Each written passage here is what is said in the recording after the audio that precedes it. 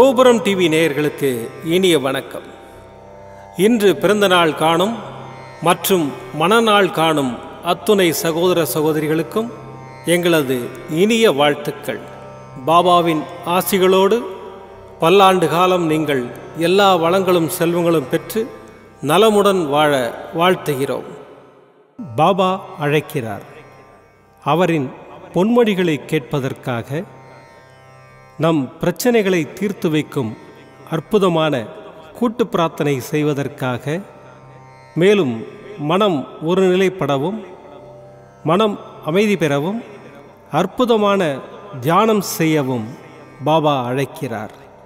பாபா நம் கரங்களை பிடித்து அழைத்துச் சென்று அற்புதம் நிகழ்த்தவிருக்கிறார். வாருங்கள், பாபாவின் பொன்மொழிகளை தரிசனம் செய்வோம். அன்பு குழந்தையே, உன் மனதில் ஓடும் அனைத்து எண்ணங்களையும் ஆசைகளையும் கனவுகளையும் நான் அறிவேன். எதிர்காலத்தில் வாழ்க்கை எப்படி இருக்க வேண்டும் என்ற கனவுகளை அழகாக உன் மனதில் கோட்டை கட்டி வைத்துள்ளாய்.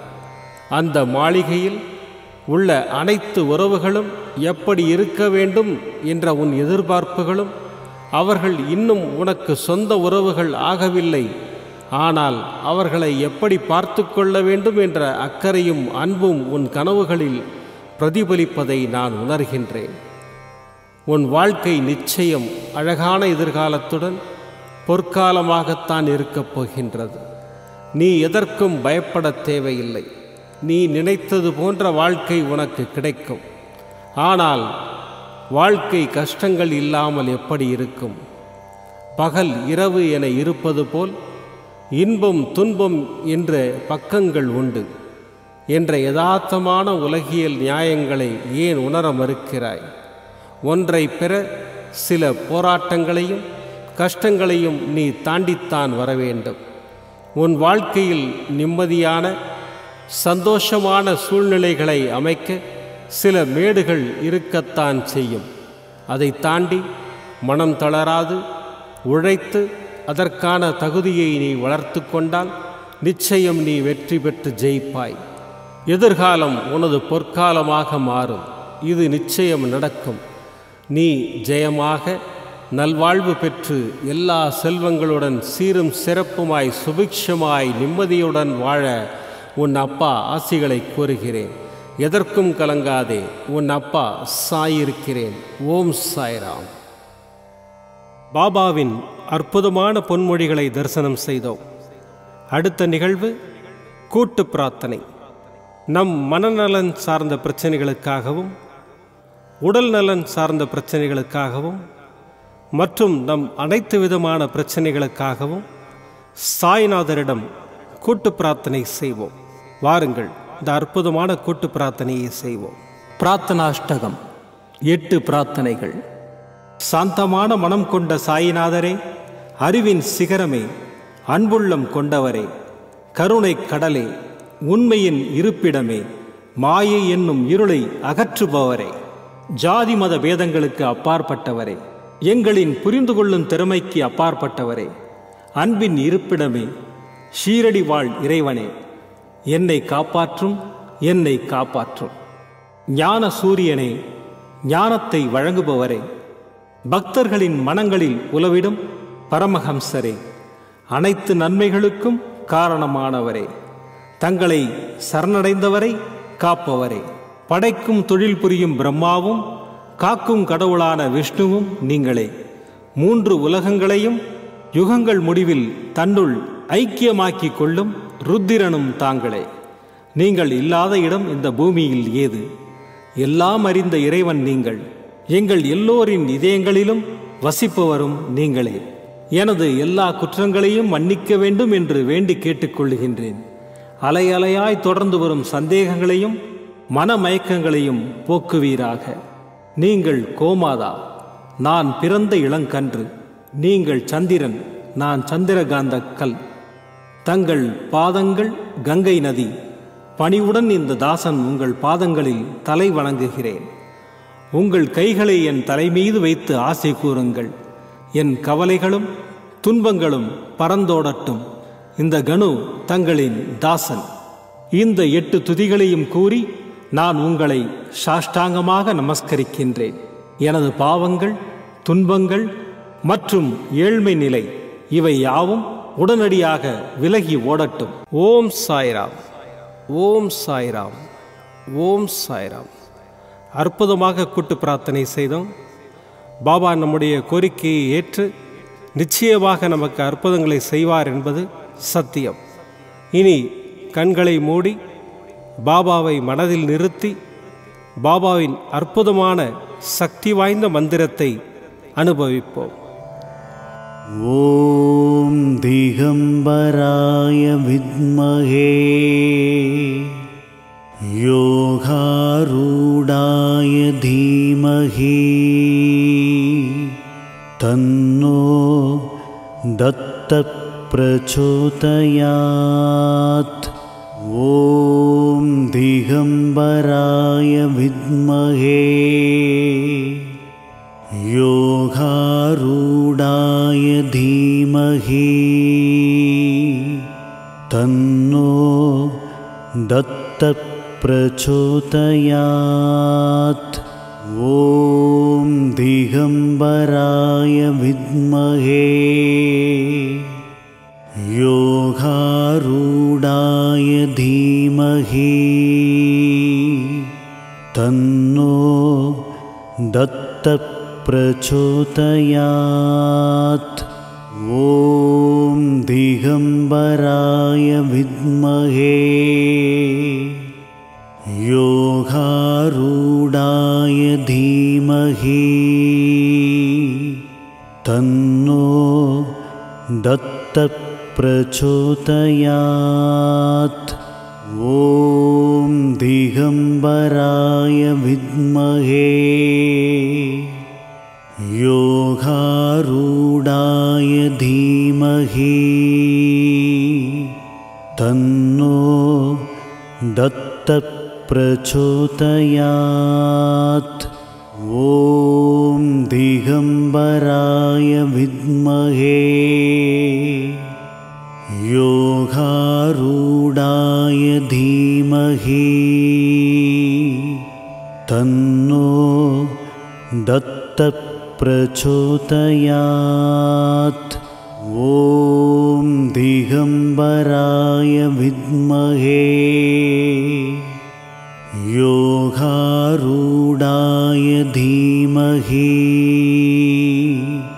தன்னோ தத்த பிரச்சோதயாத். ஓம் திகம்பராய வித்மஹே யோகாரூடாய தீமஹி தன்னோ தத்த பிரச்சோதயாத். ஓம் திகம்பராய வித்மஹே யோகாரூடாய தீமஹி தன்னோ தத்த பிரச்சோதயாத். ஓம் திகம்பராய வித்மஹே யோகாரூடாய தீமஹி தன்னோ தத்த பிரச்சோதயாத். ஓம் திகம்பராய வித்மஹே யோகாரூடாய தீமஹி தன்னோ தத்த பிரச்சோதயாத். ஓம் திகம்பராய வித்மஹே யோகாரூடாய தீமஹி தன்னோ தத்த பிரச்சோதயாத். ஓம் திகம்பராய வித்மஹே யோகாரூடாய தீமஹி தன்னோ தத்த प्रचोदयात्। ॐ दिगम्बराय विद्महे योगारूढाय धीमहि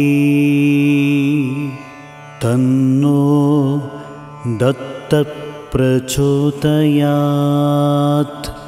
ॐ दिगम्बराय विद्महे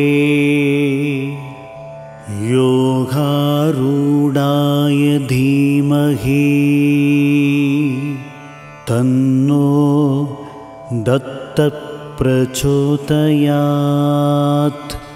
ॐ दिगम्बराय विद्महे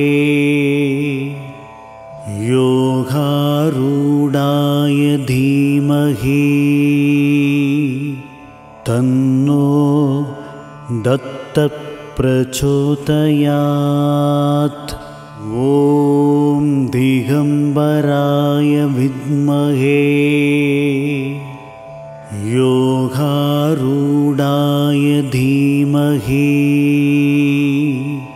तन्नो दत्तः प्रचोदयात्। ॐ दिगम्बराय विद्महे योगारूढाय धीमहि तन्नो दत्तः प्रचोदयात्। ॐ दिगम्बराय विद्महे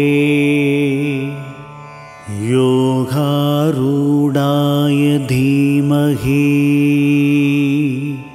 तन्नो दत्तः प्रचोदयात्। ॐ दिगम्बराय विद्महे योगारूढाय धीमहि तन्नो दत्तः प्रचोदयात्। ॐ दिगम्बराय विद्महे योगारूढाय धीमहि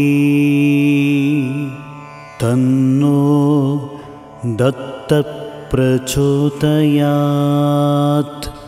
ॐ दिगम्बराय विद्महे योगारूढाय धीमहि तन्नो दत्तः प्रचोदयात्। ॐ दिगम्बराय विद्महे योगारूढाय धीमहि तन्नो दत्तः प्रचोदयात्। ॐ दिगम्बराय विद्महे योगारूढाय धीमहि तन्नो दत्तः प्रचोदयात्। ॐ दिगम्बराय विद्महे योगारूढाय धीमहि तन्नो दत्तः प्रचोदयात्। ॐ दिगम्बराय विद्महे योगारूढाय धीमहि तन्नो दत्तः प्रचोदयात्। ॐ दिगम्बराय विद्महे योगारूढाय धीमहि तन्नो दत्तः प्रचोदयात्। ॐ दिगम्बराय विद्महे योगारूढाय धीमहि तन्नो दत्तप्रचोदयात्। ॐ दिगम्बराय विद्महे योगारूढाय धीमहि तन्नो दत्तप्रचोदयात्। ॐ दिगम्बराय विद्महे योगारूढाय धीमहि तन्नो दत्तप्रचोदयात्। ॐ दिगम्बराय विद्महे योगारूढाय धीमहि तन्नो दत्तप्रचोदयात्। ॐ दिगम्बराय विद्महे योगारूढाय धीमहि तन्नो दत्तप्रचोदयात्। ॐ दिगम्बराय विद्महे योगारूढाय धीमहि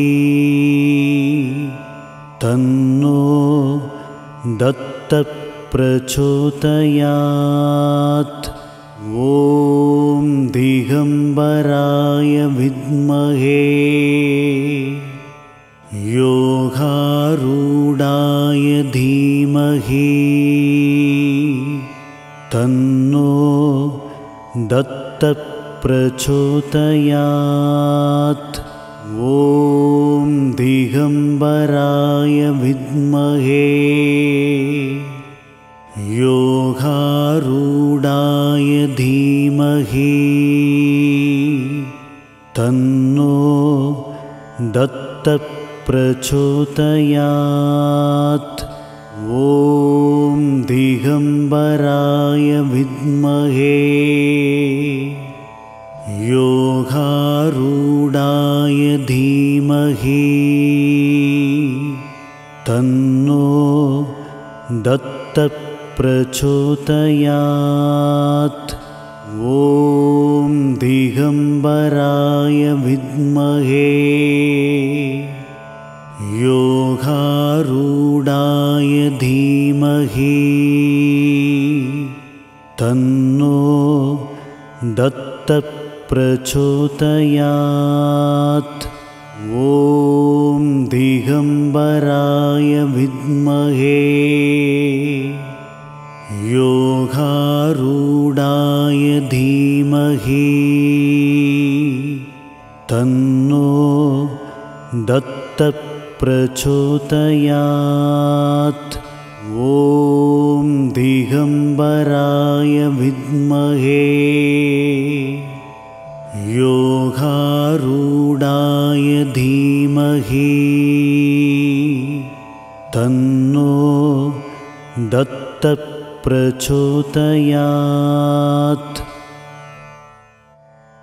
மீண்டும் நாளை காலை இந்த அற்புதமான பாபா அழைக்கிறார் நிகழ்ச்சியில் சந்திப்போம். நன்றி, வணக்கம். விதம் விதமான பக்தி நிகழ்ச்சிகளை உங்களுக்காக தந்து கொண்டிருக்கிறது உங்கள் கோபுரம் டிவி. உங்களுக்கு பிடித்த நிகழ்ச்சிகளை லைக் செய்யுங்கள், உங்களுக்கு பிடித்த மாணவர்களுக்கு ஷேர் செய்யுங்கள்.